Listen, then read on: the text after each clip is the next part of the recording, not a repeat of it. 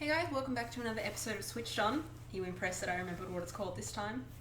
I'm impressed. Yeah, we remembered. Yeah. This time we're talking about The Division, and Jamie and I have been playing a lot of The Division. Mostly Jamie, but also me. But I'm not quite as addicted to it as he is. And we have a lot of thoughts about it, so we thought it'd be really good to sit down face to face and talk about it and just get all of our feelings and emotions out of the way. So Jamie, tell the camera how addicted you are to this game.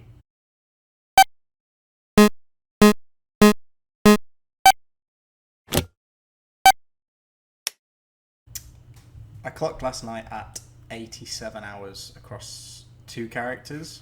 That's my main character on PC and my main character on the Xbox. And then I also have 10 hours on the first character I played with you on the Xbox and a further 3 hours with my old character on PC. So all up, we're pushing 100 hours. When did it come out? Not long It's enough actually ago. It's getting close to a month. Actually, it's coming close to a month. It's not that bad. It's not that bad. How does your fiance feel about this? She's actually been okay. I think I've split it out pretty good. She's not been too bad. It's been graduate. She's had things going on as well, so I suppose it's not that much of a big deal. But when I look at the clock myself and I'm like, what am I actually doing? Because I'm not even. It's not as if I'm super far through the end game. I don't have iron gear yet across any characters. I can build it, but I haven't. It's not dropping for me. Do you know what I mean? So I've still got a long way to go in building characters, but I'm just having a lot of fun with it. More fun than I ever thought I would.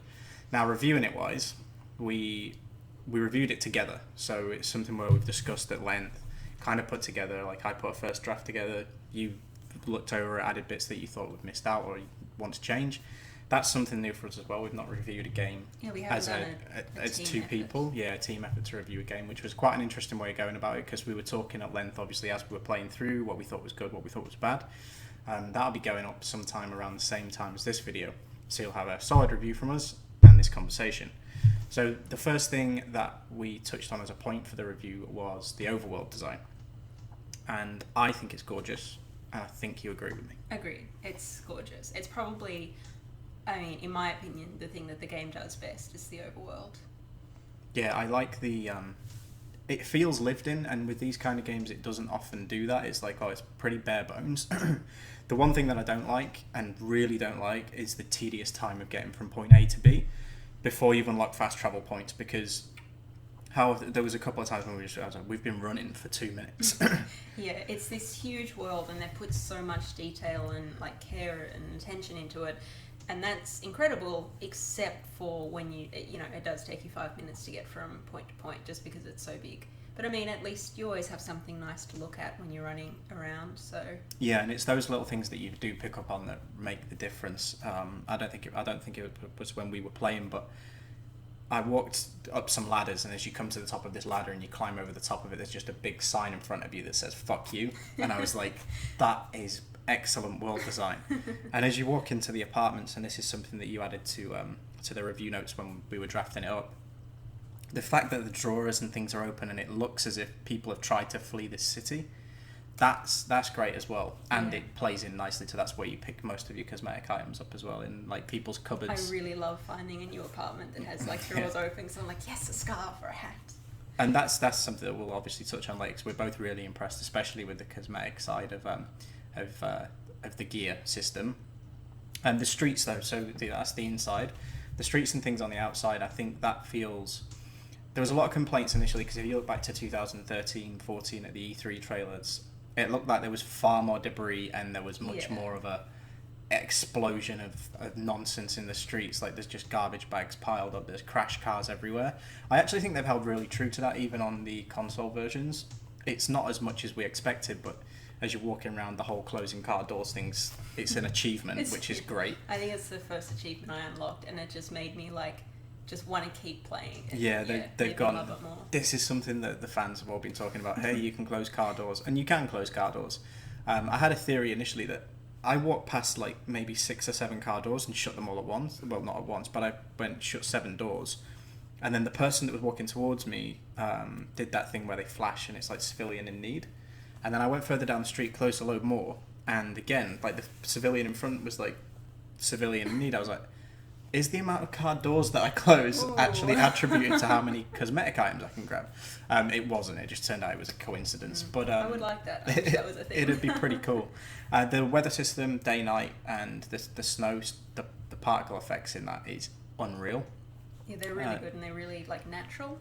As Yeah, well. and that's what, and it's the bouncing of all the light. And I know there's been a lot of talk for the Snowdrop engine about the fact that the lighting was going to play a big part. You know, it's like it's supposed to bounce off every environment and look really natural. More so on PC, but if it's snowing and you walk past a truck that's maybe got its lights still on, and you just see like the shadows and the shades of these snowdrops coming down, it is fantastic. It does still do it on the console versions, but we'll get to the differentiation between that a little bit later on. Story, meh. I mean, it's not bad. There are parts of the story where I was like really getting into it, and you know, I really wanted to finish this specific mission because it was, you know, the doctor was like, we need to do this to heal the city. I was like, yeah, that's cool. Like, I can get on board with that. But it just seems like they had all these really cool ideas for it, and then just didn't really follow through with them, or yeah, just kind of like did the, you know, a rough draft of the stories and then went and worked on the like game design or the like Dark Zone stuff, and then kind of came back to the story and did a bit more work on it. But the story is definitely like second class to the other stuff in the game. Yeah, to everything else that's going on, and that's that was a problem for me as well. Initially, you know, you watch the first couple of cutscenes, set the stage. This is the story that's happening. The marketing had been hounded upon everyone, sort of going into the launch of the game. Even the mini web episode that they did, sort of 40-minute TV episode that was explaining what a Division agent was, and that was cool. And it's like, if they can carry that kind of lore over into the main game, which they have, it's just hidden away. It's hidden away, and it's the fact that it's hidden away. Like, even when you finish main story missions, I'd have settled for being forced a cutscene, but you're not forced to watch it. It pops up and it's like, oh, push and hold the right stick in now to view this cutscene that they're telling you about this evidence you've got. And let's face it, when you're in a game where you're grinding, you want to level up, that's what it's all about. You haven't got time for that. You progress into the next mission. And especially as we have everyday lives to live, it's not something where we can sit and this is our jobs to do it. We want to progress through quickly to get a feeling for the game. I mean, we only, last weekend before, managed to actually finish the campaign. And that was bigger than we expected as well. Yeah, I was impressed by how long the campaign was and how long the story missions were. So like there are parts of the story that did impress me and parts that were kind of meh. But, yeah. I still haven't been back and listened. You know, I think I said to you when we finished it, I want to go back and actually consume the story at once. I still haven't because I'm too busy grinding gear. Now, I touched on it a couple of seconds ago. The things with the Snowdrop engine and the lights, the graphical fidelity took a big beating. This was a big thing leading into launch. Like, it doesn't look anything like what it was supposed to. People do forget that a lot of the tech demos we see are not displayed from consoles, and we were just talking about that with Final Fantasy 15. Like, there's no way that's being done from a console, and much like the Division, there's no way any of that stuff we saw at the last few E3s was done on a console. It's always been shown from a PC point of view. You know, that the highest of high end they can find. I still thought it looked pretty good on the Xbox. I'm pleased that that's the version I played first, because going back to it, it's impossible. But well, not impossible. It just takes you a while to sink back in. Like, you know, adjust your aim, and it's like, right, this is going to move a little bit slower. Have you played on anything other than the Xbox? I played maybe like one mission on the PC, and that was when it was in the open beta, and I was like, man, this looks incredible on PC and it handles way better. And then we got it on Xbox just for convenience. And I mean, like, I'm not disappointed with how it looks, but then I do see comparisons, or I do go back and play kind of any other game, and I'm like, yeah, I remember why I'm a PC. Okay, yeah, why is that century? And why you've done it to me, which you're not forgiven for that yet. Because I'm not sorry. I look at certain games and I'm like, this is dog shit. That being said, yeah, as soon as I saw it running at its highest possible fidelity, I was like, this is pretty incredible. I actually managed to run it at 4K at about 25, 26 frames a second just through my TV, and that was like, whoa, this is unreal. And then it could manage to do the whole 60 frames a second at 1440p, and I was like, this is phenomenal. I've played through the majority of it on the PC and Xbox at the the recommended 1080p settings, but Ultra on PC kicks its ass. It's hand and fist kicks its ass. Past the environments, how do you think the game sounds? I wasn't blown away by the sounds, because I don't play Xbox a lot. I don't really have a good setup, and I just have like the crappy headset that came with the console and stuff like that. So for a lot of it, I actually didn't play with sound turned on, or the sound was really low down. And then those times when I could play with the sound up, it didn't really feel like it added that much to the game. Like, it was nice to play with the sound, and it doesn't sound bad. You know, the guns are good, the like civilian voices you hear around you are really good. Sometimes when you're just running through the streets, like 5 blocks over, you'll hear this big fight going on. But yeah, it can kind of take it or leave it, really. Yeah, that's the sound design's not something, I think I mentioned this to you, I think it's something they've come back to and gone, we should probably do something to make this sound good. And as you said, the general sound effects, the guns, the weapons, it's all stock standard as you expect from a video game. Where I really was impressed with the sound design was, like you touched on, you can hear things going on in different blocks. So you can hear sort of cleaners talking, you can differentiate the fact that you're coming up to a bunch of cleaners from rioters. Like, they all sound different, the characters have their own tropes. And then in the dark zone, it's fantastic because you sort of listen out for gunfire and you're like, right, I need to instantly head in that direction. There's action going on there, be it PvP or be it PvE. And that's brilliant as well. You can hear the helicopters flying in for an extraction, and it's like, right, there's an extraction happening. Before you even notice the marker on your screen, you hear the sound. And I like that, but it was the dialogue, the character dialogue that really got me. Is this is pretty boring. Nobody, from a voice acting point of view, I think has done a stellar job. There's no one you kind of listen to and you think, wow, you really are that character. You get indicators that Heather Lau might have gone that way. You know, you spend the time on the helicopter with her when she's actually talking to you, and then back in the cutscenes in the base of operations. But again, it feels a bit phoned in from a lot of them. I don't have any investment for the characters, and I put a lot of that down to the dialogue. Mechanics, I had issues with these to start with. You not so much. Playing games like Mass Effect cover shooters felt pretty familiar. But even though like I liked them to begin with, but then the more I played the game, the better they felt, and kind of the more control that I felt I had over the game. So yeah, I'm big thumbs up for the mechanics, because I think they're just really, really smooth, and they allow you to like chain moves together with, you know, you can run for cover and reload, or, you know, take some pot shots over your head as you're running. And it's just, it feels really smooth, and like all the movements just flow into one another. Yeah, I keep forgetting that I can do that. Like the you know, the whole like you're still behind cover but you can shoot a gun over your head. I forget that that's even a thing. But I had problems with it initially because I don't play a lot of cover shooters. And I think I said this to you as soon as we started playing. I was like, this is different. I'm a run and gun. I don't like hiding behind cover. And in doing that, like I gradually got into it, and don't get me wrong, after a few hours it was like, wow, like this is actually pretty intuitive. Even the diving from one cover position to another, like being able to walk around your cover, I enjoyed that kind of stuff. But I still won't just shoot from behind cover. I bring my character up, even now, like after hours and hours playing, I can't get it into my head that that's a possibility. The handling of the characters, I had a real problem with the A and B mapping on the controller, which would be your X and O on the PlayStation. I'm not sure what the PC controller's for, because I play with a controller on there too. But you're walking up to an object, and to mantle over it is like you double tap the B button rather than the A button, and it's like, it just feels intuitive. To climb a ladder, you push A. Do you know what I mean? And it's like, but you don't. You have to push B, and it's kind of weird to get your head around. But I suppose, like anything, if you play it for long enough, you'll eventually get there. The best thing that we've found about the game, I think we've both agreed, is the cosmetic items through the gear. We were just talking about finding them. The freedom to create a character where cosmetic choice isn't affected by the gear you're wearing, for me as someone who's played over 300 hours of Destiny, is amazing, because you have to wear the armor in that game that not necessarily looks the best but holds the best stats. The Division doesn't do that. No. And that's what we've really enjoyed. Yeah. So how have you currently got your character flying around New York? So my character has some face paint, like war paint, on her cheekbones. She's wearing a cool like blue slouch beanie.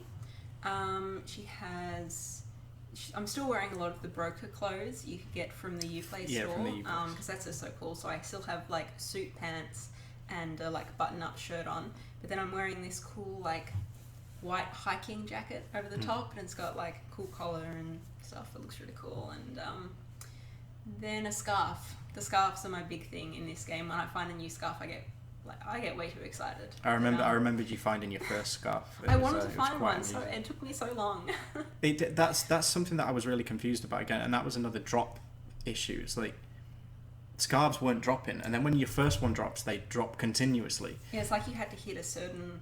Like, 'cause I think we got our first scarves around the same time, so it's almost like you have to hit a certain point before you... Maybe a certain level before they start dropping for you, which still isn't happening for me with weapon skins. I have not had a single weapon skin drop in, as you said, coming up to 100 hours of gameplay. Infuriating, but irrespective. Yeah, the cosmetic stuff, I said to you, I spent... How long before I got a red jacket? I had to have a red jacket, and now I have one on PC and on Xbox as well. And that kind of stuff goes... I don't know if you've played a second character, but it actually carries across. Cosmetic items carry between characters, which is brilliant, because you're not constantly then trying to find that same thing again, and I really enjoy that.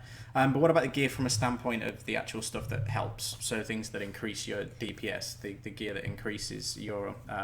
health and your electronics. Yeah, I mean, none of the items look too different from each other. Like one ballistic vest you'll find will be kind of grey, and the next one will be like a greyy green colour. Yeah.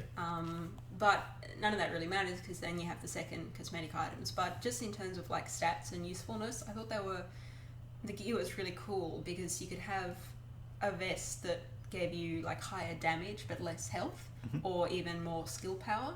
And so you could kind of like base what gear you were wearing on what kind of character you were making. So I had lots of health and skill power, because then I could stay alive and keep you alive longer. But yeah, I know that you've been going for the primary DPS buffs. Yeah, that's pretty much how I've built the entire thing across every character I've played, actually. It's the way I play video games. And I get it's like, if you're creating a second and third characters, why not try and have like one of each? Doesn't interest me in the slightest. But build, that's again, I agree with you. They're not very varied from one another cosmetically, and you would always have a primary stat in terms of one of the major three. If you actually start looking down the perks that each give to you, that's when it gets really in depth. And it was actually a bit too in depth for me. I kind of don't look at the other talents. The minor stats and talents. Yeah, it becomes important at endgame. It doesn't become anywhere near value in the main campaign, but when you hit that end game and you are trying to get certain specific talents and perks to boost certain things for say team activities and things, like I get why it's there. Scavenging is the best perk. If you can up your scavenging to over 100%, it's like anything that you'd have normally got as a blue drop will become a purple drop, and if you were going to get a purple drop, it'll become a high end drop. So people are obviously grinding to try and find scavenging as a talent. You can re-roll the talents as well in the base of operations for a hefty cost, and the more times you roll, the more expensive that item gets to roll.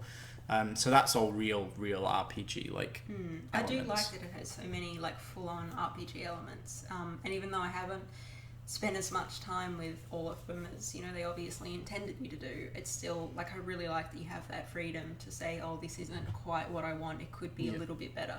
You can make it, and it respects your time in that aspect, I guess, if you've done the grinding already, and grinding's not respective of time no matter what it is.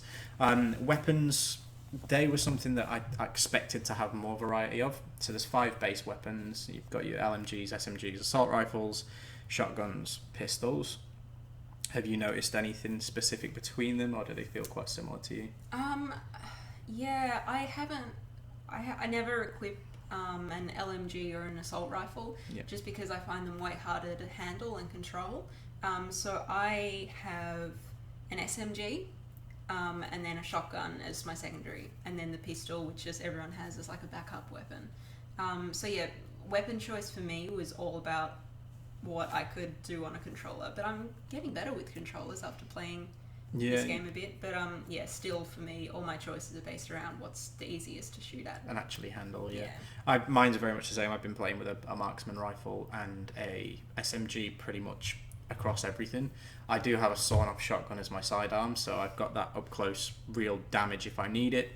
The marksman rifle for long range, and obviously SMG for short range encounters. I think the SMGs handle the best out of everything.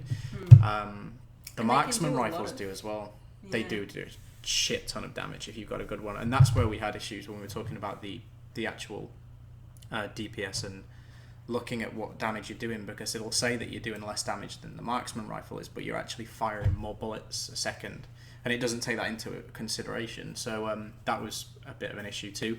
But yeah, there's not much variety there. I think classic video game weapons feel like their counterparts. Like there's a very big difference between wielding a marksman rifle and wielding an assault rifle. The kick on the assault rifle is ridiculous. If you've modded out a sniper rifle, marksman rifle, it handles like you'd expect in any other game. SMGs, the MP7 feels exactly the same as an AUG does, and that feels exactly the same as the Vector does. It's just a kind of a aesthetic difference, I guess. Like, it does look a bit different. The online components of the game is something that we've only really used to play together. I've done some matchmaking and played with random groups through the Dark Zone. That's easy enough to do. I think it's more successful in the base, not the base, the what are they called, safe houses, not in the overworld. If I'm out in the overworld and it's like you can matchmake from there, that's great. Thanks for giving me the option to do that, but it takes a long while to find anybody doing anything. And I wish you could do it from the Dark Zone. Being in the Dark Zone and kind of going, right, I need a team, I'm stuck. Say you're barricaded behind 5 or 6 enemies that you can't take out on your own, you're just going to get KO'd. If you could hit matchmake really quickly and have people come to your rescue, that would be fantastic. You can't, I get it, wants you to go in with a group, but it'd still be nice to have the option. Have you had any issues with the online components of the game? No issues. I mean, yeah, all I've used it for is to matchmake with you and then like another friend a few times, but yeah, I haven't had any issues. I like that they give you so many choices to matchmake from different places, even if it doesn't work amazingly. I mean, that's not their fault, it's just where the players are. So yeah, I really like that they give you all those options and you can just do what works best for you. And yeah, matchmaking's worked really well. It's absolutely really fine. Simple. And the servers have had a few issues. They had a good few issues launch week. I think I remember I was playing with like, this lag's ridiculous. Like hit markers not registering, but that was ironed out pretty quickly. I've not had much problems at all with it. They've been really good at supporting the game and like quickly stamping out any bugs that pop up, and so. And the patching and maintenance is on schedule and on time, bar that one big update that they did where they had to take it down pretty quickly because it was breaking everybody's games. But they fixed it within a couple of hours. Like they took it straight back down. They were like, "Whoa, no, this is causing problems." Excellent. So we talked about the story a little bit, how we progressed through it. Like I said, we played the entire story together. Very forgettable. At the end of that, we were prompted to go play in the Dark Zone, which is endgame content, and we haven't actually done a challenge mission yet. We need more than us to do it. We need a team of 4, otherwise we wouldn't stand a chance. What's your thoughts on the endgame? Is it more enjoyable than the core game? Is it less enjoyable than the core game? Yeah, I think it's more enjoyable just because in the main game the story is so forgettable. Even if I was doing a story mission, it just felt like doing any random mission. And, I was all about getting the gear and, progressing and getting better skills and stuff. So the end game is pretty much just all dedicated to that quest for, like, bigger and better stuff. And I think they've really got those hooks in really well. Like, once you start playing in the Dark Zone, it's really hard to be like, okay, I need to stop now. I've got things to do. Yeah, a few times I've been like, okay, like after we extract these things, I'm going.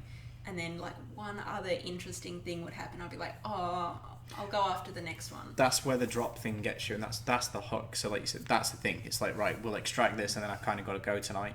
But while you're extracting and you get mobbed by enemies, and you shoot them and take them down, and it's something drops, and you're like, oh, I really want that. You have to extract again. It's not until you kind of have a period where it's nothing's really dropped for me here. I've not got any gear on me. I don't need to extract anything. I can get out now. Excellent game design, to be perfectly honest. It's annoying, but it's really good game design. And in terms of challenge modes, I said we've not really touched on it.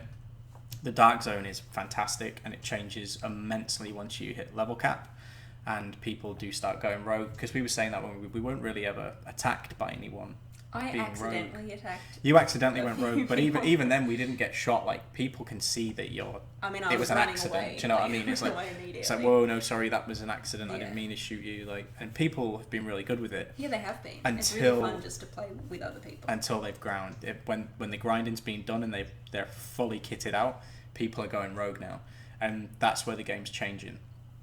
Excellent. I can't wait to be part of it and do that kind of stuff. I think that's where a lot of the longevity is, which probably leads us into talk a bit about the future of it.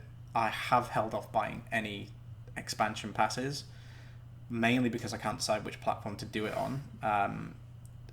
The incursions are dropping next week, which is their raid endgame content. Looks interesting. Lots of new stuff coming with that. They're actually adding supply drops to the Dark Zone, which will be amazing. Which is basically they're going to drop like parachutes of gear in, and that gear will not be contaminated. So everyone in the Dark Zones, in like all the PvP element, is going to come. You're going to want that as soon as you get it. Yeah. It's done. You don't have to extract, but it's going to mean that people are going to go rogue to attack each other. Very clever. Again, game design. I think it's got a good future ahead of it. A lot of people are comparing it to Destiny, and I don't agree. I've played that game to the coffin, and it's not like Destiny. It's more Diablo. I said this to everyone I've spoke to. Even the grinding for gear, set gear, which is coming, legendary gear, different talent roles. It all speaks to a Diablo-esque kind of experience.